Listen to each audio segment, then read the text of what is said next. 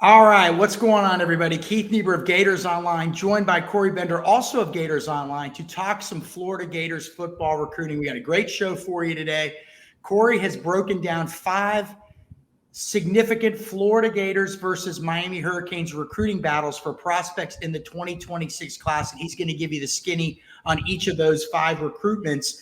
But first, Corey, look, let's just talk about Florida and Miami. These are 2 programs obviously met on the field last year at the Swamp. Miami won, but they've had they've had so many exciting recruiting battles or recruiting battles of intrigue off the field in recent years. There was Florida flipping Drake Stubbs, the 4-star safety from Miami, late in last year's cycle. Florida once had 4-star receiver Joshua Moore committed last summer, only for him to end up flipping to Miami. So these 2 programs go back and forth, and it really is one of the more intriguing recruiting setups in the country. The schools are very close.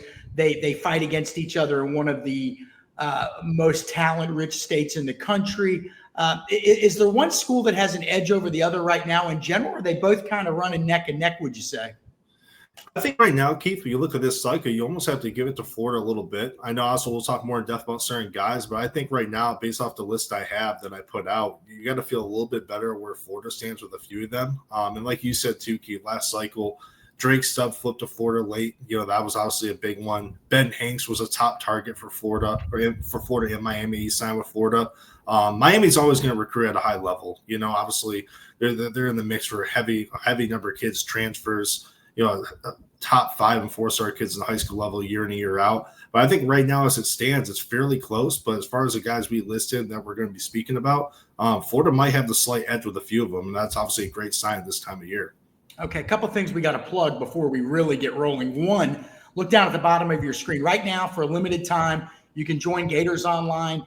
$1 for the first 3 months. It's a fantastic deal. We're beating the pants off everybody else in terms of just scoop intel and just daily content, quite frankly. And we got one of the more thriving message board communities in the country. So check us out, Gators Online, $1 for 3 months. And also, if you don't mind, if you like what we're doing, hit the like and subscribe button below here on YouTube. And look, leave a comment too. Whether you like us or don't like us. Look, Corey and I are going to go through and delete all the bad comments anyway. So feel free to say whatever you want. But we do appreciate everybody stopping by. So Corey, let's sort of dig right into this. Let me find some photos. We're going to start off with 3-star offensive tackle Chancellor Campbell. I always want to say Chancellor Barkley because he was offensive tackle. Florida was recruiting, committed to Clemson, but Chancellor Campbell. There he is, 3-star offensive tackle from St. Petersburg, Florida. He has visited the Gators a bunch of times. Corey, what can you tell us about his recruitment? Who are all the schools involved, and where do Florida and Miami sit with him?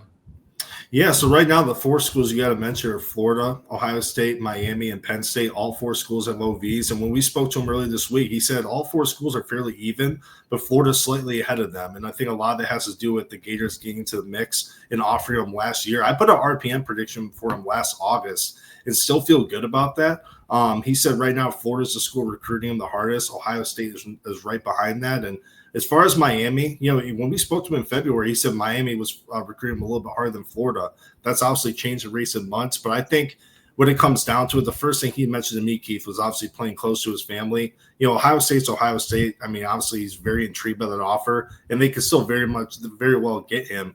But I know he mentioned the first thing was being close to his family as far as what sticks out the most. So I think Florida and Miami have been the most consistent in that group as far as the top 4 schools. And I think when it looks at Florida, it's the development part. And he mentioned to me, as far as Bryce Lovett, that's a guy that they keep pointing to. Because, with Campbell, he's 6'8", 290 pounds, but he has a long way to go in terms of development. But he has a sky-high potential, a guy that really looks the part. And he mentioned Bryce Lovett, a guy, a 3-star offensive lineman coming out of high school, and they showed film of him, back in high school at Rockford and then obviously in Florida. And he said, man, it was like day and night. It's not even the same player. And then, obviously having 2 main offensive line coaches with a few others mixed in as assistants. he thinks that Florida is one school can get the best out of him as a player. So Florida checks a lot of boxes for him. I still feel good about where the Gators stand heading into the official visits. We always correct each other here. Corey's had to correct me 100 times. Did you say Rockford? Yeah, I messed it up with Rice Level. Rockledge. Hey, I'm the Rockford Files. I caught that right when I said it. I was like, I wonder if Keith's going to catch that. So I'm the Rockford Files fan. I'm the one that should have made that boo-boo, but no problem. Hey, Chancellor Campbell, back to him for a second, Corey. You touched on his frame. Is there a better offensive tackle frame in the state of Florida this class? Yes or no? No, I think he's the best. As far as a physical makeup, absolutely. I think he's at the top. Okay. Any early prediction? Where do you think he might end up at? I'm still leaning with Florida. I've had that prediction for a while, and him telling me this week that Florida's recruiting the hardest and that's the leader. I think that just goes back to Florida jumping in his recruitment before most of the others. I know you had mentioned that earlier. You felt Florida. So if I put a gun to your head right now, you'd say, "Hey, I'm liking Florida." Okay. Yeah. All right. So next up, this is the next four guys are all 4-star players, and we're going to start with a tight end. Actually, tight end jumbo athlete from Brunswick, Georgia, Hezi Kent. Let me show you his photo here. This is a big-looking dude. Corey, he doesn't look like a tight end. He looks like an offensive tackle. In fact, I think some schools are sort of torn even.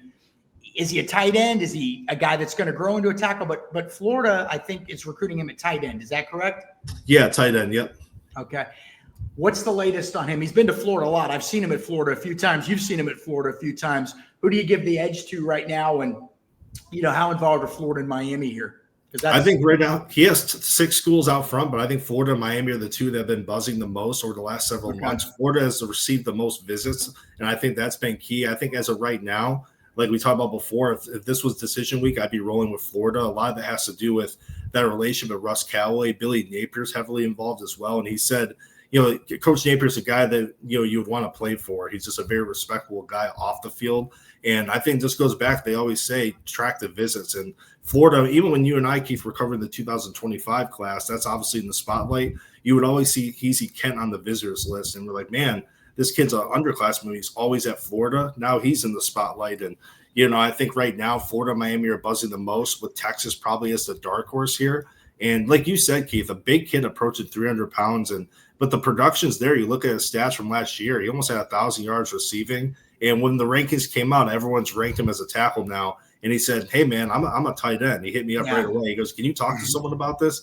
So he's a kid that wants to play tight end. But I think when you get him on campus, whichever school that is, you just kind of let it play out. And we'll see where he kind of transitions as far as his position. Because like you said, he's almost 300 pounds. All right, 2 guys so far. Chancellor Campbell, 3-star offensive tackle from St. Pete. Hezi Kent, 4-star tight end. Maybe a lineman, who knows, depending on who gets him, from Brunswick, Georgia. You think Florida probably got the edge for both those guys. All right, we're going to do one more offensive lineman here, and I'm sure I'm going to butcher his name, but he plays at IMG Academy, and that is 4-star offensive tackle Kenny Pepe. This is a good-looking dude too, by the way. I mean, if Chancellor Campbell has the best offensive tackle frame in the state of Florida, then Pepe may have the second best offensive tackle frame. Now, Corey, again, another interesting recruitment because so many people think he may end up out west. I think he's originally, you can get into this, I think he's originally from that part of the country, but Florida and Miami would be 2 East Coast schools that are really, sticking out to him in this recruitment. So who is the favorite in his recruitment right now? Is there one specific favorite in his recruitment, and where do Florida and Miami sit? Yeah, I think USC might have the slight edge. USC and Miami have been the 2 schools buzzing the most all spring. Florida, we've always viewed them as a school in the mix, but they've had some ground to make up. We saw him at the Orange and Blue game, but he didn't want to do interviews at the time. But from what sources close to the program told us, that Florida feels like they have a pretty good shot, that the visit went pretty well. But I think right now Miami probably is in a better spot than Florida for this kid. USC might be in the best spot, but I know right now this is one of the kids Florida has near the very top of the offensive tackle board. And you look at right now with offensive line recruiting as a whole, it's a very deep interior class, pretty slim offensive tackle with Campbell and Pepe near the very top. But I know as far as who Florida wants a lot, this kid's right near the top. And obviously every time you ask him about Florida, the first thing he says is the relationships and how hard they recruit him. So he's been to Florida a lot, but I still think there's some ground to make up here. Yeah, I was going to say Florida sounds like, based on all your reporting and my reporting too, but mainly yours, Florida's got playing from a little bit behind right now, but he keeps visiting. And as long as he's at IMG, and some kids come, some kids go, some kids transfer back, you never know. But as long as he's at IMG, that means the accessibility to Gainesville is going to be there for sure. No doubt about that. Absolutely. Yeah. All right. 2 more kids we wrap this up with. We're going to, again, 5 strong Florida-Miami recruiting battles this cycle. And again, we need to point out, they're not the only 2 teams involved with these guys, as Corey's mentioned. There's a lot of other schools, but Florida and Miami, both prominent in the recruitments of all these guys. And the next up is a kid we all really like, both personally and as a player. And that's 4-star receiver Samarian Wingo out of St. Augustine, Florida, where the great Florida kick returner / do-it-all for Florida, Brandon James was from. And I think Brandon James, actually, Corey, you can correct me here, is, I want to say, the offensive coordinator at Samarian Wingo's high school right now. So there are some Florida ties there. Samarian has visited Florida multiple times. And Corey, the last time he was there, I saw some interactions between him and Florida receivers coach Billy Gonzalez that led me to believe, you're supposed to be fly on the wall, even though we're outside and it's a public area. You want to give them the respect that they, we don't want to be all up in their business during a visit. But you see interactions and you hear things. All led me to believe that this guy is a priority target for Florida. He just put out a top 5. Tell me who's in it and where Florida and Miami stand for Samarian Wingo. Yeah, I think right now, Florida and Miami, I think this is a kid who I think is probably going to stay in state. That's been the vibe all along. Even Florida State at one time, they didn't make his top 5, but that was another school gaining traction, about a few months ago. Those are the main 3. But right now, I'm giving Florida the slight edge over Miami. And like you said, Keith, a kid that's been to Florida a countless amount of times since last summer. I think, more than half of the home games, he was in the stand for those. And I think one big thing to note, too, is back in January during the contact period, this was Billy Gonzalez's first stop. And when I spoke to Wingo, he was very grateful, but he said, hey, I'm also not too surprised because our relationship is that strong. So it goes back to show, even when we interviewed 2025 prospects last cycle, he even said at that time, Billy Gonzalez, and they were speaking several times a week. And even though he was still a class away for being in the spotlight as the main class. So this is a guy Florida's been putting a lot of work in for almost nearly a year now. And I think it's obviously all paying off. He sees opportunity in Florida. He's very comfortable. But I think that relationship with Billy Gonzalez, along with his coaching style, I think that gives Florida the slight edge over Miami right now. But I think one thing, too, with Miami, he visited earlier this spring. It was supposed to be a 1-day visit. He turned it into a 3 to 4 day visit. And that, I think, put Florida on notice as far as, hey, this is going to be some layup in the park. A lot of people feel good about Florida, but Miami definitely is a threat for him as well. Look, Miami's a formidable recruiting opponent. I don't think there's any question about that. But so far, we've covered 4 guys. 3-star, just to recap it here, 3-star offensive tackle Chancellor Campbell, 4-star tight end Hezi Kent, 4-star offensive tackle Pepe, and 4-star receiver Samarian Wingo. And you've got Florida, if signing day was today, having a pretty good shot for 3 of the 4. Okay, that's pretty good. And by the way, you're really going to hear about it from the Miami fans if you're wrong on any of those stories. So I'll make sure that I pass along your personal email address and phone number. Give it to Gary Furman. I'll put it on all the Miami message boards. All right, the last guy is a true stud.